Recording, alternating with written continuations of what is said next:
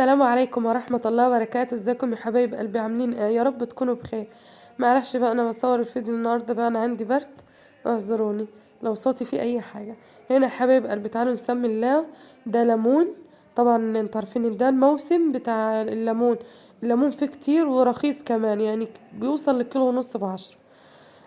هنا طبعا زي ما انتوا شايفين كل اللي احتاجه هريسة شطة، كنت عاملاها مفرزاها زي ما انتوا شايفين كده، والملح. تعالوا بقى، هنا انا حاطه ميه على النار تسخن اهي، شايفين بتعمل ازاي؟ غسل طبعا الليمون انا غسلته قبل ما احطه في الميه دي، عشان الميه دي هتشوف انا هعمل منها، هاخد منها جزء وهخلي في الليمون جزء، هتشوفوا دلوقتي. طبعا انا هسيبه يعني يستوي.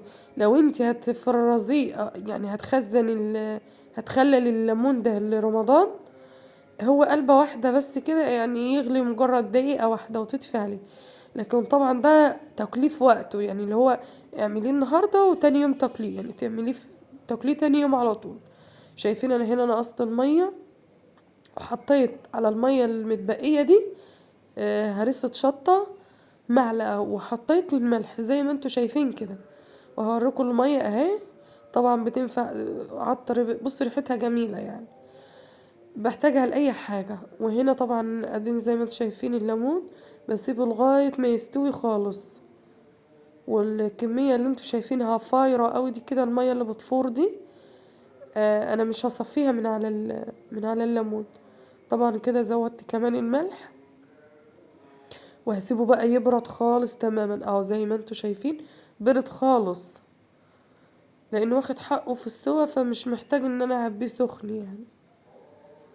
هنا بقى هعبيه وهزود المية اللي فيه دي حبة من اللي هي هرسة الشطة، يعني هو كده مش عايزاه حراق قوي ولا حاجة. شايفين انا هنا بوريكم، شايفين ناعم ازاي؟ ما شاء الله والله جميل، جربوه. بس انا عارفة ان ناس كتير بتعمله يعني. تعالوا بقى انا اقول لكم على الطريقة التانية دي. انتوا شفتوا دي اول طريقة، اللي هو بتحطي المية بتاعة الليمون اهي زي ما انتوا شايفينها في البرطمان كده، تحطها معاها. فهنا بقى هوريكم بقى طريقة تانية، تعالوا معايا. شايفين الكمية اللي عملناها الاولانية كانت كيلو ونص من الليمون، نفس طريقة السلق برضو. دي حوالي برضو 2 كيلو من الليمون. بس للأمانة ده كان في أسبوع وده كان في أسبوع، يعني ده في وقت وده في وقت. لما ده خلص عملنا التاني، يعني مش عاملة الكمية دي كلها مع بعضيها بصراحة.